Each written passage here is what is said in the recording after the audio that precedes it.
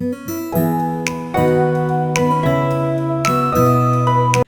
how's everything going?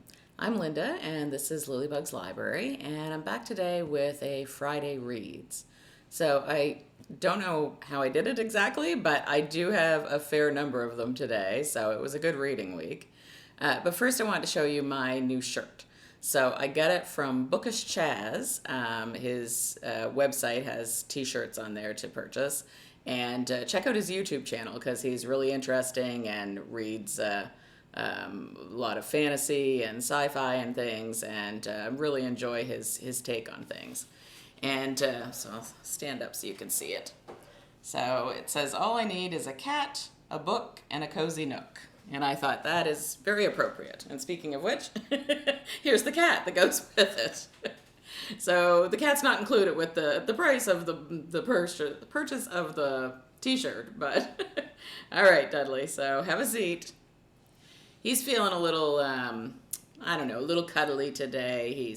It's kind of rainy and cold and not very nice day, so I think we're both kind of feeling it. So let's get to the books. So the first one I read was Be My Ghost by Carol Perry. And I think I've read a few of hers and always enjoyed them. So this one was about Maureen Doherty and her golden retriever Finn. And so they end up inheriting an inn.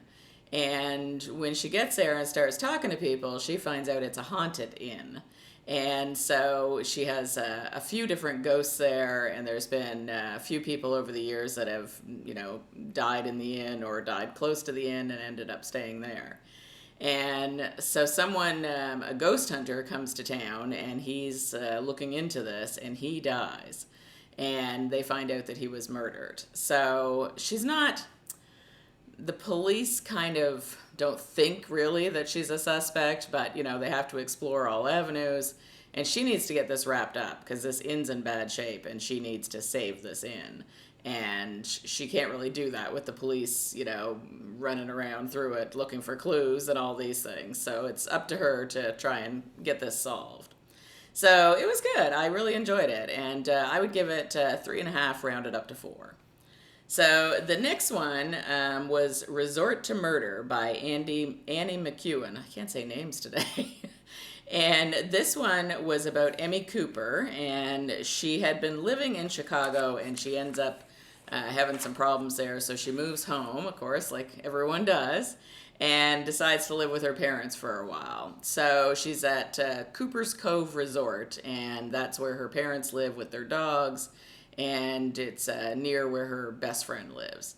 So, unfortunately, someone dies on the property. It's these landowners, or what do they call them? Developers, land developers. And one of them ends up getting killed. And her father is kind of being accused of it because it was on his land. He'd been fighting with them. And they find his hammer near where the body was. So it doesn't look good for her dad, so it's up to her to try and figure out what happened. And I confess, I almost DNF'd this one at the beginning when they started with the land developers, because I feel like, I don't know how many cozies have land developers, and I know it's a good trope, but you get tired of it after a while. But the writing was so good that I kept going. And so this one I would give as well 3.5 rounded up to 4. So it still turned out to be really good. So the next one is by Molly McRae, and it's called Come Shell or High Water, which I thought was cute. And this one is about Maureen, and she ends up visiting a North Carolina island shell shop. And she visits there kind of, it's rough waters when she gets there. Something happens, and she ends up hitting her head, and she's just kind of really stunned and doesn't really know what's going on. And these people kind of rescue her, and it turns out that the owner of the shop she was going to has been murdered. And she's trying to piece together, like she knows that she didn't kill him, but she's trying to piece together if she knows what happened. And this one has a paranormal aspect to it as well. Turns out there's a ghost that lives in one of the shells in the shell shop. So that one was really good. Really not exactly what I expected, but it was good, and I would give that one 3 out of 5. And let's see, the next one. The next one was Who Moved My Goat Cheese by Lynn Cahoon, and I've read quite a few of Lynn Cahoon's, and they're always fun. And this one was good. It was about Angie Turner, and she is trying to start a farm-to-table restaurant, and this is the first in that series. And she, in the midst of trying to deal with dairy farmers and goat farmers and, all of the rest of it, one of the people that she's involved with turns up dead. And she finds out that he's murdered. And she's not really, she really wants this solved. She feels like she has a vested interest in it because she had just seen him the day before and he seemed fine and seemed like a nice man to her. And she had taken over where she's living from her grandmother who passed away, and she finds out that he was friends with her grandmother. So, she really wants to find out who it is that killed this person. And there's a little bit of a love interest in there too. And Dudley can relate to that, can't you? Yeah, you love Mama. So she is really looking around, and he's not the police chief. He's not a policeman at all. But one of the farmers that's there takes an interest in her.